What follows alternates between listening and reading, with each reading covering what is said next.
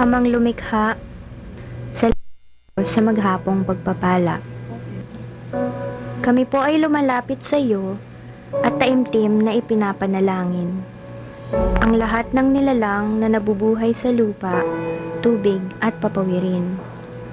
Sa kinakaharap na unos ng kalikasan, ay kami po nawa ang magsilbing solusyon upang makamulatan pa ang taglay na kagandahan nito ng susunod na henerasyon.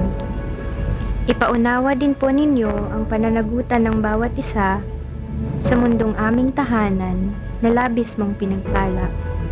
Amen.